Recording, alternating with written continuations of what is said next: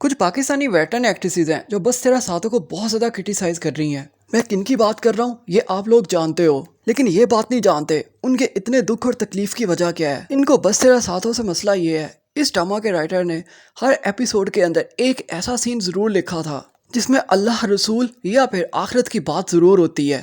کبھی پھپھو مرسلین کو کہہ کر ڈرا رہی ہوتی ہے، یا یہ کہہ لو سمجھا رہی ہوتی ہے آخرت سے ڈرو.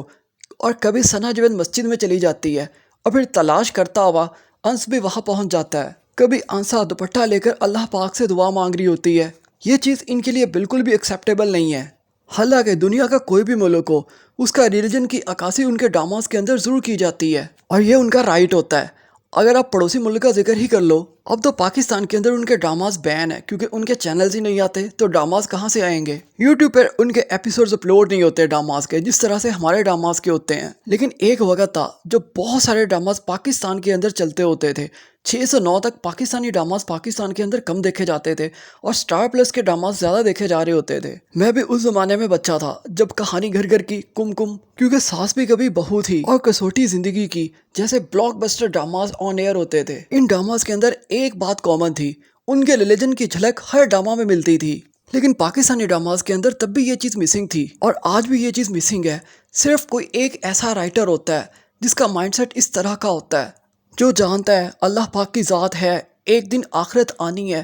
وہ ڈراماز کے اندر بھی اپنی سوچ کی عکاسی کرتا ہے، جیسے عمیرہ احمد، خلیل الرحمان قمر، یا پھر بس تیرا ساتھوں کی رائٹر نے بھی اپنے ڈرامہ کے اندر ایسے ہی کیا ہے. اور آپ یہ بھی جانتے ہی ہوگے کہ بس تیرا ساتھوں کی رائٹر اب اس دنیا میں نہیں رہی. اس ڈرامہ کو رائٹ کیا تھا سائرہ رضا نے، جس کا اب انتقال ہو چکا ہے. لیکن یہی وہ چیزیں ہیں جو ان ویٹرن ایکٹریسز سے بالکل بھی ایکسیپٹ نہیں ہو رہی. اگر آپ پاکستانی ڈراماز کے ریویوز، روسٹنگ اور پریڈکشنز چاہتے ہیں تو کائنڈلی ہمارے اس چینل کو ضرور سبسکرائب کر دیں، ویڈیو کو شیئر اور لائک ضرور کریں. تو بس پھر یہ لبرل اور سیکولر آنٹیاں کوئی موقع ہاتھ سے نہیں جانے دیتی. اب انہیں موقع دے دیا انس نے، جب وہ اپنے تایا سے پریشرائز ہو کر پراپرٹی کے پیپرز کے اوپر سائن کر دیتا ہے. ماننا کوئی بھی نارمل انسان ایسے نہیں کرتا، لیکن انس کی سچویشن اور کنڈیشن اس ڈرامہ کے اندر بہت کلیئرلی بتائی گئی ہے.